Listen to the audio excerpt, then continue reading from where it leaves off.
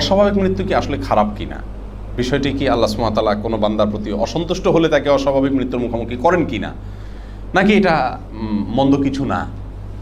এর উত্তর হলো, আমাদের সমাজে অনেকে এটাকে অস্বাভাবিক মৃত্যুকে খারাপ চোখে দেখে, যে এটা হওয়া মানে লোকটা খুব খারাপ মানুষ।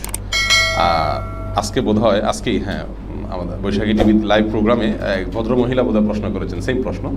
তো দেখলাম যে প্রশ্নটি অনেকের মাথায় ঘুরপাক খাচ্ছে, উত্তরটা দিয়ে দরকার।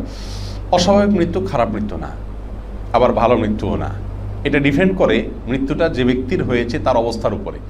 লোকটা যদি ভালো মানুষ হয় তাহলে তার জন্য অস্বাভাবিক মৃত্যু বরং ভালো।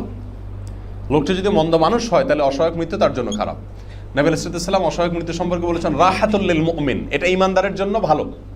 ঈমানদারের জন্য ভালো বলতে, ঈমানদার ব্যক্তি তার এবং জান্নাতের মাঝে আড়াল হয়ে আছে তার জীবনের অবশিষ্ট দিনগুলো।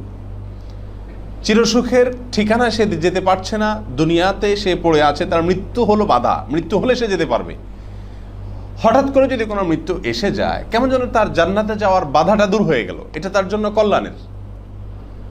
আর এর বিপরীতে যে ফাসিক মানুষ, তার সম্পর্কে নবী ইসলাম বলেছেন এটা হলো তার জন্য ছোঁ মেরে তাকে জাহান্নামে প্রবেশ করানো। অর্থাৎ জাহান্নামী মানুষ যে তার কৃতকর্মের ফলে জাহান্নামী হয়ে গেছে, সে দুনিয়াতে থেকে কিছুটা ভোগ বিলাস করছিল, তার তো এটাই শেষ ভোগ, পরকালে তার ভোগের ব্যবস্থা নাই।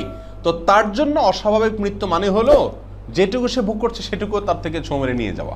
তার জন্য এটা মন্দ, কিন্তু একজন ঈমানদারের জন্য এটা মন্দ না। অর্থাৎ বিষয়টা ডিপেন্ড করে তার নিয়তের উপরে। Be a part of our vision. Do listen and share the khair.